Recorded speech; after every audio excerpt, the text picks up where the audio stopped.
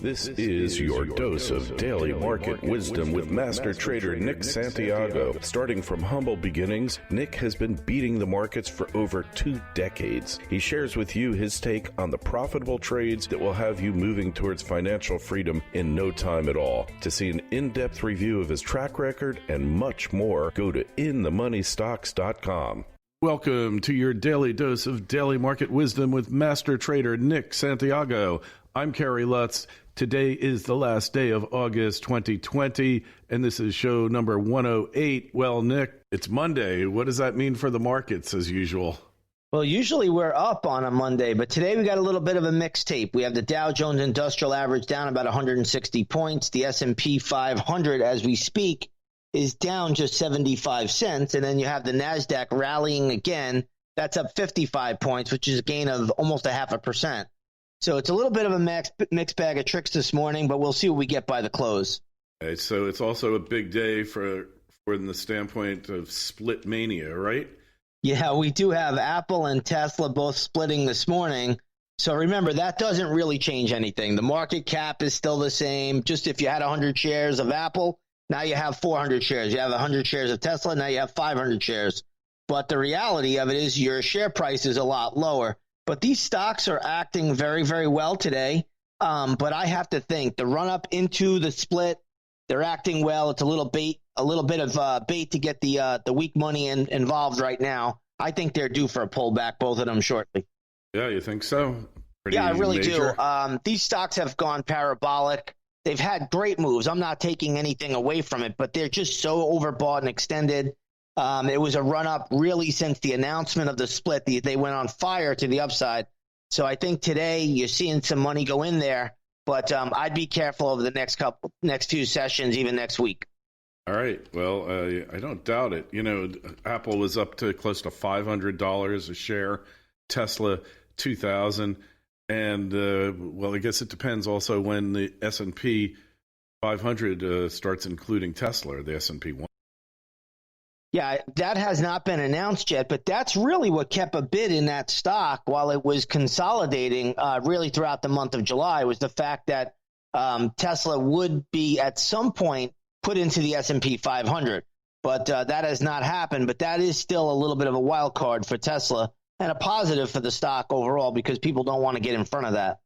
Yeah, so they're not, well, you know, there was an article that said that short sellers have lost $25 billion shorting Tesla.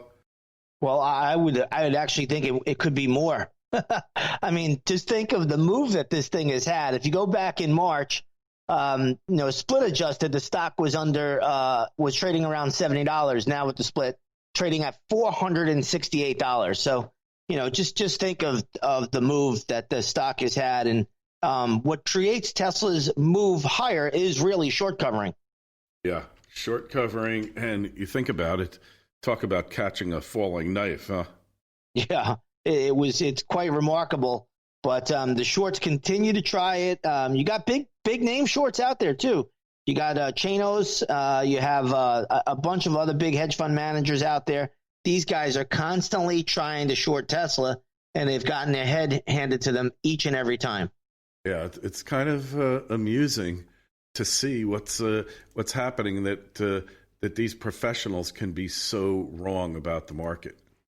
Yeah, I even was talking to somebody over the weekend. They said that they believe Chanos is even more in on the short now. So at some point you might run out of money, though. There are margin calls and stuff like this. Hey, what did I forget who said it? That the market can stay irrational much longer than you can stay solvent. That's right. That's an old saying from back in the day. And I think that was from Alan Greenspan. And it's very, very true. And it holds true with Tesla just as much as it did back in the 90s. Yeah, well, at some point, Tesla's going to take a hit. But it's kind of like Bitcoin. Tesla really is the Bitcoin of stocks. It really is. And, to think about it, it's viewed as a technology company. It's not really viewed as a car company. And the valuation is just absolutely ridiculous. But the stock continues to go higher. That's why I always tell people, follow the trend. The trend is your friend, except at the end. And the trend on that thing has been pretty much straight up. Yeah, and when you're betting against the trend, you better hope that it's at the end, right? That's right. And you better know what you're doing. If you don't, you're going to wind up like a lot of these hedge fund managers in a lot of pain. Yeah, a lot of pain and a lot of losses for their so-called investors, right? That's right. It's been a rough journey trying to fight that stock. And again, hats off to Elon Musk. He really has it in for the shorts, and he's done a pretty good job of getting that stock price to where it is. Yeah, and he just keeps slamming them, and his mastery of the news flow there. I haven't seen anybody who can play the news flow as well as he does. He really used it. You hit the you said it with the right word, master. And he has been, whether it's a Twitter feed, whether it's a press release, he actually gets people excited about that stock. And when the shorts have to cover, there's another huge move every time. But the stock now is at parabolic territory here. Just in this month alone, in the month of August, it's had its biggest move ever. So I think traders want to be careful going into September. Okay, and like you said here, right now we're in the last trading week before the holiday, I should say. Yes, so this is the final trading week before Labor Day, which will be next Monday, which will be the 7th of September. So the volume trends are expected to be very, very light, barring any geopolitical events. We never know what we can get, especially going into this election cycle.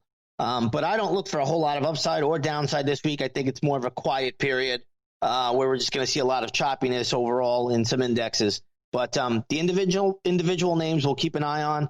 But generally, this is a week where a lot of traders are away. They're on vacation. Even last week, as you said, a lot of traders are in the Hamptons. We'll see what they do this week. But, it's a period where most people take vacation.